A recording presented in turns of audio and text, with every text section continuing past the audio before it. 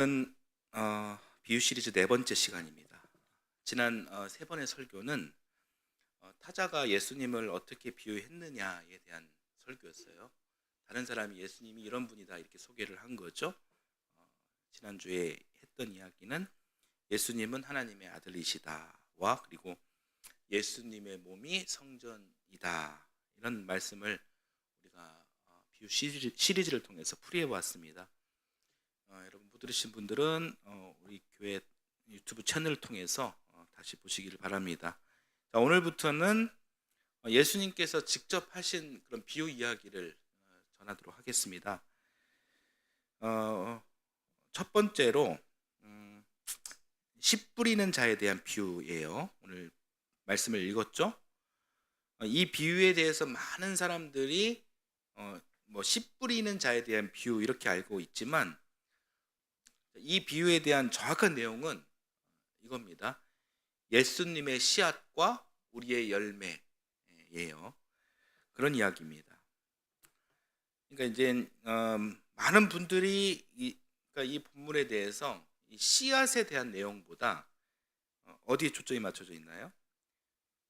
어떤 밭에 뿌려졌느냐, 그죠? 길가밭, 돌짝밭, 가시덤불밭, 좋은 밭. 초점이 이 밭에 이렇게 맞춰져 있는 경우가 많습니다.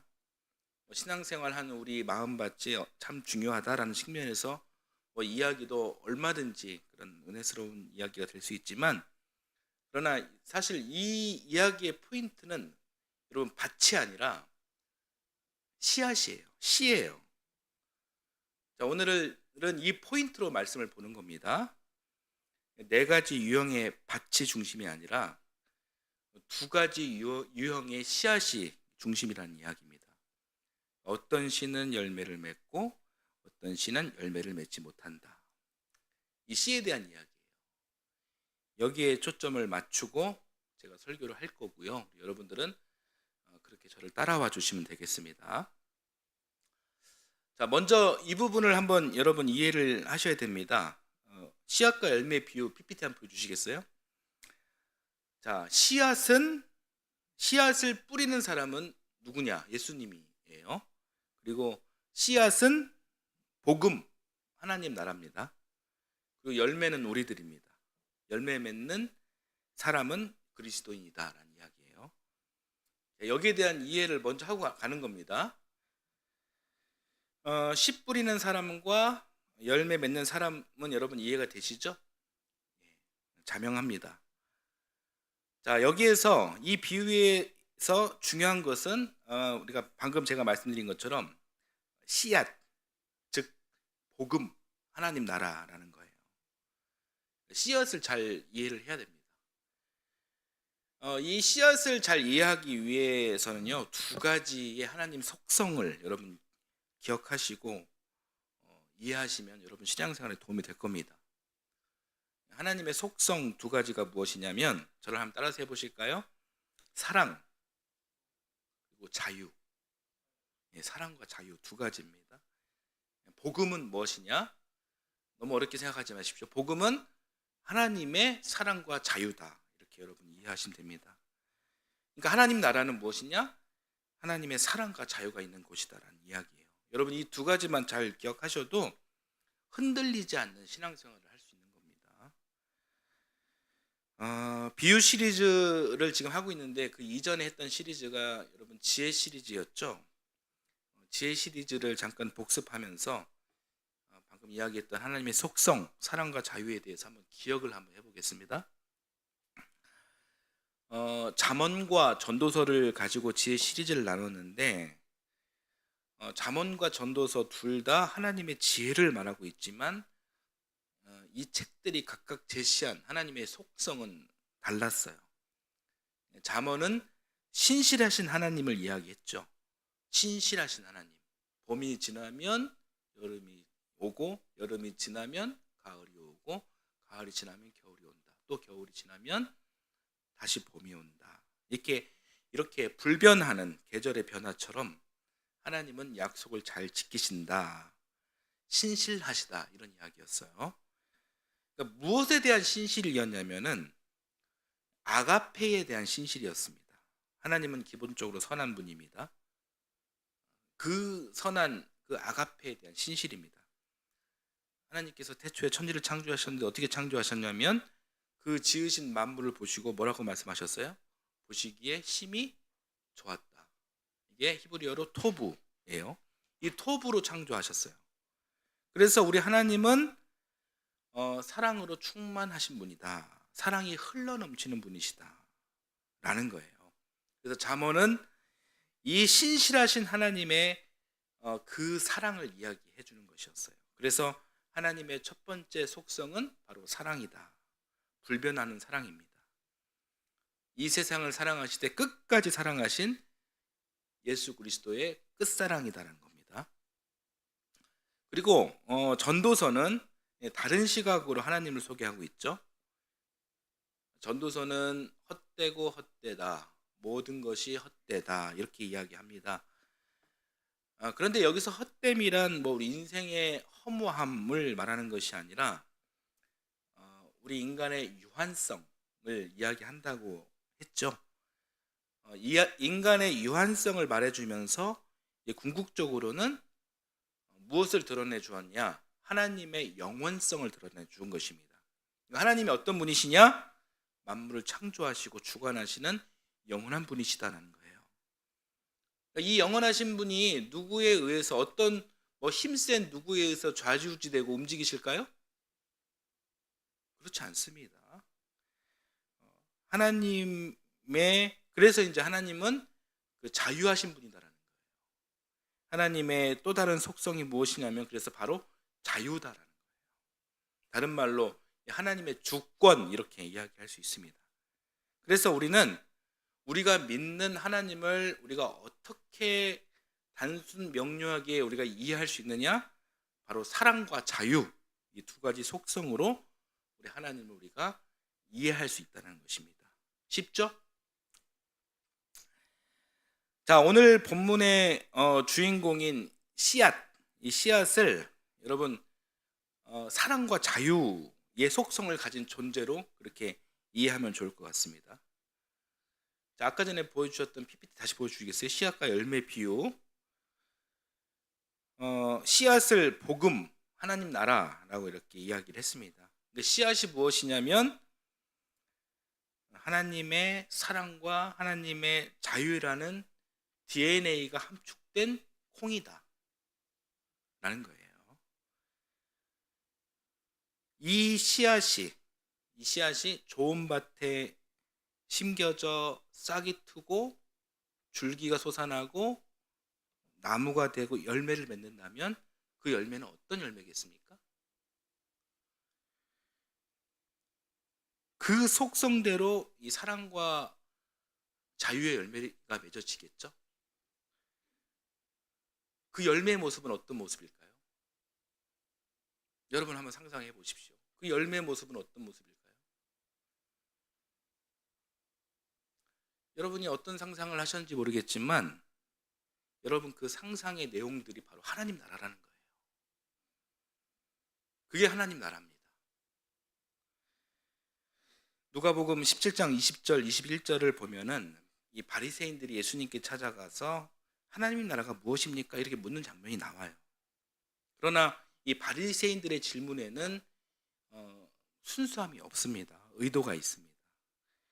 자기들이 바라는 나라, 하나님 나라는 자기들 기득권을 쟁취하고 그리고 그 기득권을 공고히 하는 마치 다윗 왕국 같은 그런 실물의 세계를 꿈꾸고 있습니다. 하지만 예수님은 이 우문에 대해서 전혀 다른 이야기를 하십니다. 예수님은 니들이 생각하는 대로 하나님 나라가 이루어지지 않는다. 하나님 나라는 너희 안에 있다. 너희들 마음 안에 있다. 그 마음을 품은 너희 존재가 하나님 나라가 될 수 있다. 너희가 하나님 나라의 출발점이 될 수 있다. 즉 너희가 하나님 나라의 씨앗이 될 수 있다. 예수님께서는 이런 말씀을 하셨습니다. 그러니까 바리새인들과 전혀 다른 차원이 다른 그런 이야기를 예수님께서 해주신 것입니다. 예수님의 이런 이야기를 들었을 때 여러분, 하나님 나라를 우리가 어떻게 이해할 수 있을까요? 그러니까 출발점은 내 안에 복음의 씨앗이 심겨진 겁니다. 그리고 그 밭을 잘 가꾸어 감으로 하나님의 속성으로 열매를 맺게 된다면 그 열매는 하나님의 형상을 닮은 열매가 된다는 것입니다. 하나님의 속성, 하나님의 형상을 닮은 그 모습이 바로 하나님 나라다. 좀 더 구체적으로 하나님의 속성과 하나님의 형상이 무엇이냐? 하나는 사랑이고 그리고 하나는 자유입니다. 지난 시간에 여러분, 제가 영혼, 몸에 대한 설교를 하면서 우리에게도 하나님의 신성이 들어있다 이런 이야기를 했죠. 영이 여러분 헬라어로 푸뉴마라고 했습니다. 이 푸뉴마가 뭐냐면 하나님의 신성이에요. 이 신성이 있기에 우리는 하나님의 형상을 닮은 거예요. 따라서 사람도 하나님의 속성인 자유와 사랑으로 창조되었고, 사람은 동물적 본능과 자연적 원리대로 사는 존재가 아니라 하나님의 자유를 가지고 사는 거예요. 그의 형상을 닮은 우리의 자유의지를 가지고 우리의 삶을, 우리의 인생을 선택할 수 있는 존재가 바로 하나님 형상을 닮은 사람입니다. 그 선택이 우리의 육체적 욕망에 서 있는 선택일 수도 있지만 토부, 선하신 하나님의 사랑, 아가페에 서 있는 그런 선택일 수도 있습니다. 이런 선택을 할 수 있는 능력이 있기에 우리는 하나님의 형상을 닮은 것이다, 이렇게 이야기할 수 있는 것입니다. 그렇다면 창조주 하나님께서 피조물인 우리에게 원하시는 삶은 어떤 삶일까요? 그것은 자명합니다. 자유를 통해, 자유의지를 통해 사랑으로 발현되는 그런 삶을 원하십니다. 하나님께서 원하시는 우리의 인생은 바로 그런 인생입니다. 첫 번째 사람 아담은 실패했어요. 분명한 자유를 누렸는데 그 자유를 먹음직, 보암직, 탐스러운 육체적 욕망에 사용했습니다. 두 번째 사람인 예수님은 이 자유를 가지고 사랑의 본을 보여주셨습니다. 요한복음 13장 1절, 세상을 사랑하시되 끝까지 사랑하셨습니다. 아가페의 계명을 주시면서 사람들을 묶고 있는 모든 율법과 억압으로부터 해방, 자유하게 해주셨습니다. 그리고 우리를 그 자리에 다시 세우시고 실패한 사람, 첫 번째 사람 아담의 인생이 아닌 내가 너희를 사랑한 것 같이 너희도 서로 사랑하라는 이 아가페의 삶을 살라고 하셨습니다. 예수님의 이 말씀은요, 철저히 자유를 근거하신 말씀이었어요. 수동적인, 피동적인, 억지로 하는 그런 사랑은 진짜 사랑이 아닙니다. 억지로 하는 사랑에 진실성이 있습니까? 그 자체가 억압이죠. 사랑이 자유의지를 통하지 않으면 진정한 사랑이 될 수 없는 것입니다. 하나님께서 아무리 천지를 창조하신 능력 있는 그런 전능자라 할지라도 하나님은요, 우리를 억압하시는 분이 아니세요. 이게 우리 하나님의 기본적인 속성입니다. 그래서 하나님께서 신이시지만 당신께서 할 수 있는 최대치는 우리에게 강요하시는 것이 아니라 직접 사람이 되셔가지고 본을 보여주시고 자유를 어떻게 사용하는지 알려주시고 계명을 주시고 또 욕심 많고 두려움도 많은 우리 안에 성령을 부어주셔서 시시때때로 우리를 위로하시고 우리의 마음이 감동이 되도록 도우시는 겁니다. 이것이 우리를 창조하신, 우주를 창조하신 분이다 할지라도 이분께서 할 수 있는 최대치라는 거예요. 왜냐하면 이분의 속성이 자유와 사랑의 주님이시기 때문이에요. 우리 스스로가 그렇게 스스로 깨닫기를 바라시면서 자기 피조물에 의해 죽지 않으셨습니까? 창조주께서 또 부활하심으로 죽음이 끝이 아님을 또 몸소 보여주셨습니다. 이것은 하나님께서 자기 본성을 그렇게 드러내시며 우리에게 당신의 최대치를 알려주신 거예요. 하나님을 믿는 우리가 우리의 하나님이 어떤 분인지 이렇게 깨달아 아시기를 바랍니다. 자, 갈라디아서 5장 13절 말씀을 함께 보겠습니다. 바울 사도 이야기입니다. 함께 읽어볼게요.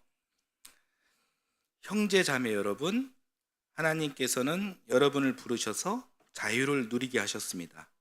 그러나 여러분은 그 자유를 육체의 욕망을 만족시키는 구실로 삼지 말고 사랑으로 서로 섬기십시오. 바울 사도가 말해주고 있죠. 우리가 그리스도를 통해 얻은 자유를 누리십시오. 이렇게 이야기합니다. 그리고 그 자유를 어디에 사용하라고 합니까? 육체의 욕망이 아닌 사랑을 위해 살라. 이렇게 이야기하는 거예요. 그럴 때 우리 안에서 진정한 해방과 기쁨을 누릴 수 있다는 것입니다. 이런 삶을 사는 것이 바로 하나님 나라가 우리 위에 이루어지는 것입니다. 하나님 나라는 어떤 영토나 국경에 있는 나라를 말하는 것이 아니에요.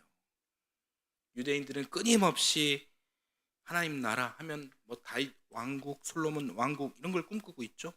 이 강성 대국을 꿈꾸면서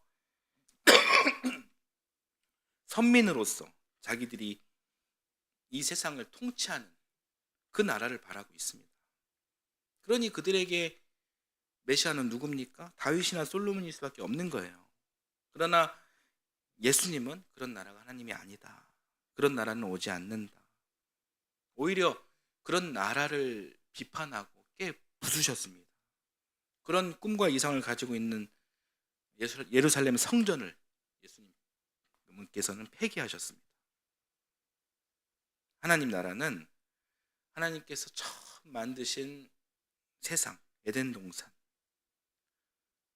선하디 선한 토부의 세상, 하나님의 형상이 온전히 이루어지는 세상, 그 세상이 바로 하나님 나라임을 예수님께서 말씀해 주시는 것입니다. 자유를 가지고 사랑을 이루는 나라, 그 나라가 하나님 나라입니다. 자, 하나님의 속성과 하나님 나라를 우리가 이렇게 이해를 했다면, 자, 오늘 비유 이야기를 또 어떻게 해석할 수 있을까요? 또 씨앗과 열매 맺는 삶을 또 어떻게 이해할 수 있을까요? 한번 연결을 해보겠습니다. 하나님은 자유와 사랑의 주님이시다. 이게 예수님의 공생의 기간 동안 계속 선포하신 내용이거든요. 이 복음을 들은 사람은 다 씨앗을 품은 사람이에요. 자, 오늘 본문을 보면은 다 사람으로 이야기합니다. 길가에 뿌려진 씨앗은 이런 사람들이다. 돌짝밭에 뿌려진 사람은 이런 사람들이다. 가시덤불 밭에 뿌려진 씨앗은 이런 사람들이다. 이렇게 표현하거든요.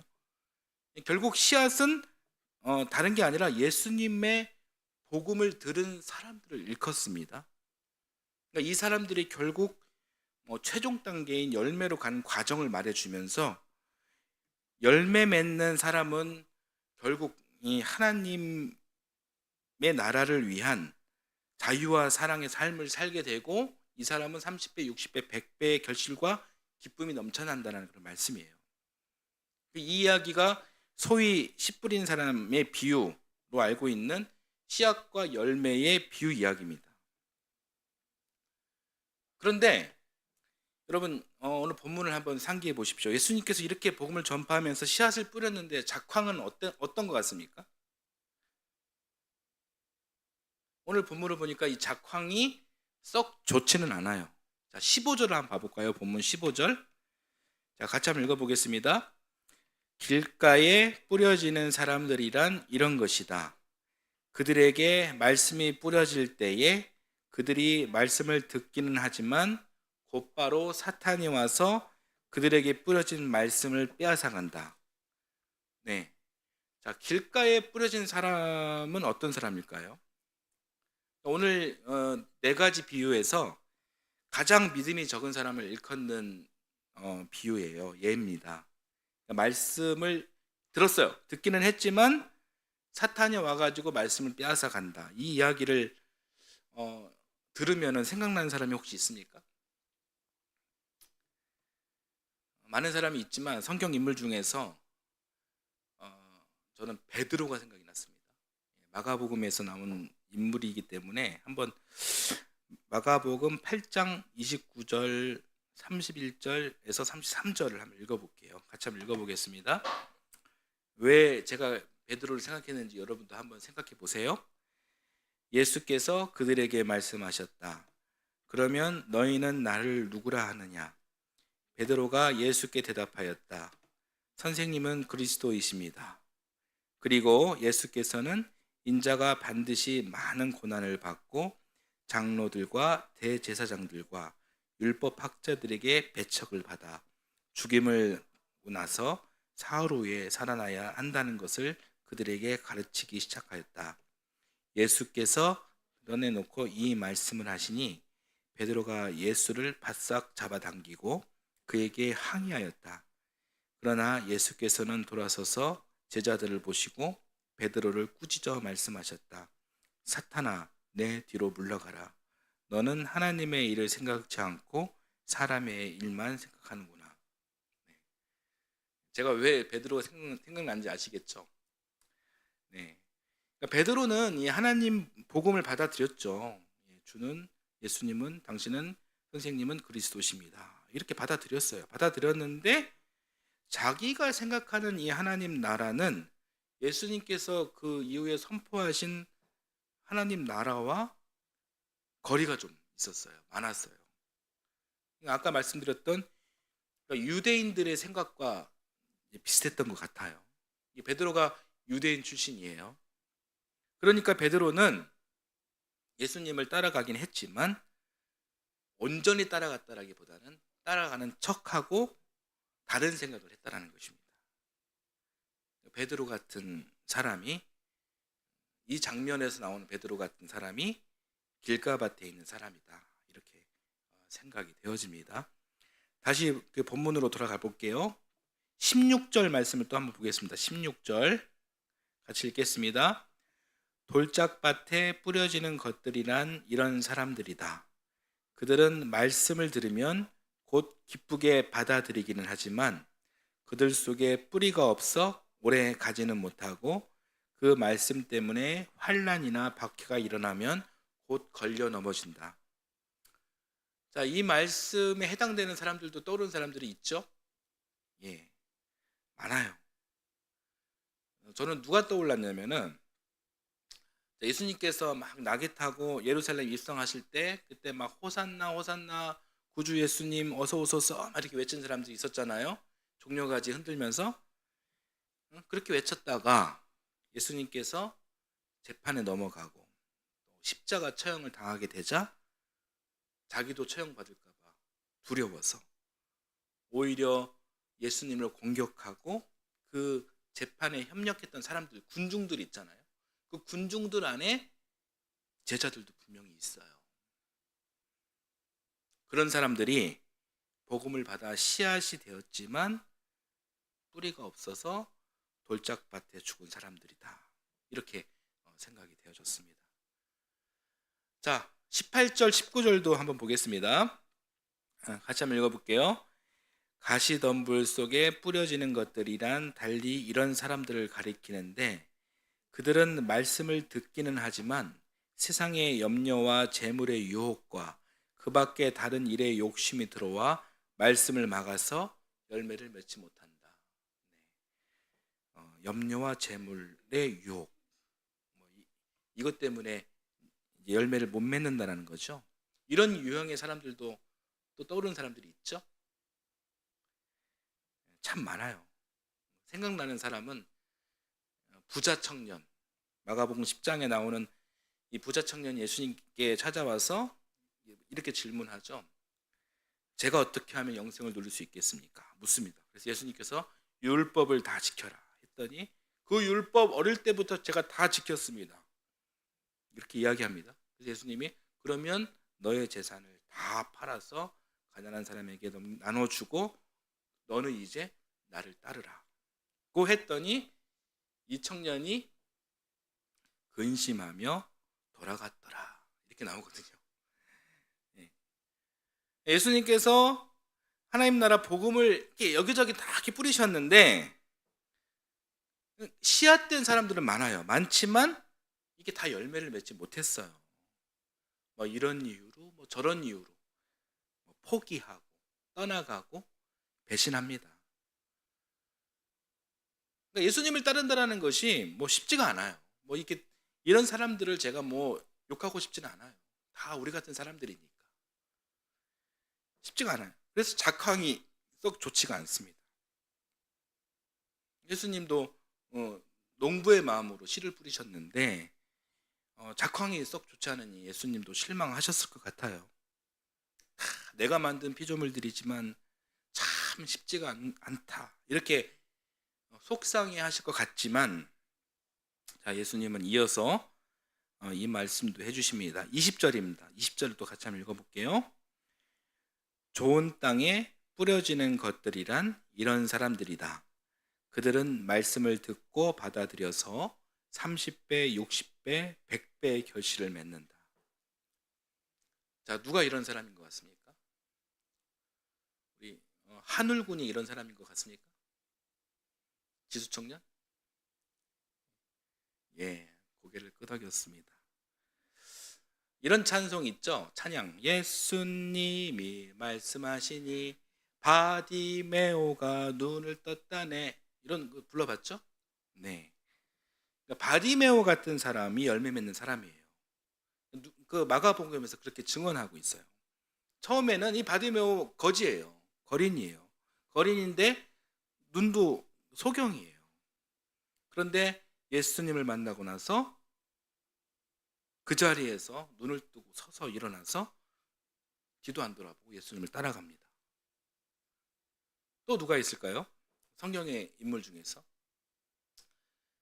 마가복음 12장에 또 보면은 가난한 사람이에요. 가난한 과부인데 그 사람이 성전 헌금함에 자신의 전 재산을 바칩니다. 그게 동전 2닙이에요. 그런데 그게 그 과부의 전 재산이에요. 자기의 전부를 다 예수님께 바치고 예수님을 따릅니다. 예수님께서 칭찬하세요. 또 누가 있을까요? 예수님 머리에 향유를 바른 여인이 있습니다. 그 옥합 향유 그 가치가 300데나리온입니다. 오늘날 돈으로 환산하면 수천만 원의 가치입니다. 그러니까 그것을 보고 있던 무력에 사로잡혀 있던 제자들이 야단을 치는 거예요. 어떻게 그 귀한 돈을 그렇게 낭비하냐. 그러나 예수님은 그 여인을 제자로 인정합니다. 그러니까 이 여인에게는 세상 천하의 재물보다 예수님 한 분이 소중했던 것입니다. 성경에서 예수님께서 내가 곧 죽는다. 내가 곧 죽는다. 내가 곧 죽는다. 이렇게 3번이나 말씀하셨지만 아무도 공감하거나 슬퍼하지 않았거든요. 유일하게 한 사람, 이 여인만 주님 그 이야기를 온전히 믿고 장례를 준비했습니다. 성경 안에 자기가 크다고 주장하는 사람, 큰 소리 치고 권위 부리는 그런 사람들 되게 많지만 대부분 다 죽은 씨앗이었어요. 그런데 누가 30배, 60배, 100배를 열매를 맺었었나요? 소경, 거지, 가난한 과부, 부정하게 취급받은 여인, 이런 사람들이 열매 맺는 예수님의 사람들이었습니다. 여러분, 하나님 나라는 그렇게 확장되는 것입니다. 재물이나 뭐 출신이나 경험의 씨가 크다고 그런 사람들이 큰 열매를 맺는 게 아니고 겨자씨 같이 아주 작더라도 좋은 밭에 뿌려진 씨앗이 결국 큰 열매를 맺게 되는 것입니다. 그들이 30배, 60배, 100배의 결실을 맺어 나가는 것입니다. 하나님 나라는 그렇게 확장되는 것입니다. 예수님께서는 오늘 비유를 통해서 이 진리를 말씀해 주신 거예요. 때문에 아무리 수제자 베드로가 예수님을 배신해도, 사회에 엄청난 영향력 있는 사람이 복음을 받아들이고 열매를 맺지 못해도 예수님 실망하지 않으세요. 오늘 말씀대로라면 보세요. 길가밭, 돌짝밭, 가시덤불 씨앗 몇 알이 죽었습니까? 그냥 불과 3알이 죽었지만 좋은 밭 씨앗 한 알이 발화해가지고요 나무가 되었고 열매를 맺었는데 100배 열매를 맺은 거예요. 때문에 손해보는 장사도 아니고 그 작은 것들이 결국 하나님 나라 위대하고 훨씬 더 크게 성장하는 것입니다. 이것이 하나님 나라 작황의 원리라는 것입니다. 진정한 하나의 씨앗을 통해 확장해 가는 것입니다. 그런 비유가 오늘 씨앗과 열매의 비유입니다.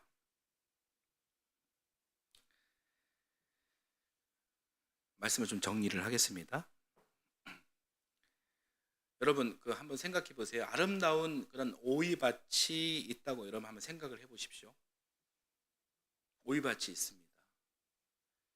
그 밭이 왜 오이밭이냐면은 원래 그 밭이 오이밭이어서 오이밭인 것이 아니라 그 밭에 오이들이 풍성하게 열매 맺었기 때문에 오이밭인 거예요. 하나님 나라는 어떠한 거대한 담론 안에 있는 그런 큰 비유가 아닙니다. 하나님 나라라는 씨앗을 가진 사람들이 함께 모여 밭을 이루고 있으면은 그곳이 하나님 나라라는 거예요. 그 오이밭이 하나님 나라입니다. 오늘 성경을 통해 보았지만 모두가 열매 맺지는 못합니다. 그렇다고 실망할 필요는 없어요. 내가 그 좋은 밭에 있는 열매가 아닌 것 같아서 실망할 필요가 없다라는 거예요. 오늘 비유에서도 자세히 보면 점층적으로 좋은 밭으로 이렇게 이루어져 가는 그런 모습을 보지 않았습니까? 처음에는 길가밭, 뿌리도 못 내렸어요. 두 번째는 돌짝밭, 뿌리는 내렸지만 햇볕을 못 받았어요. 그러나 뿌리는 내렸죠. 세 번째는 가시덤불밭, 뿌리 내리고 잎사귀까지 피웠습니다.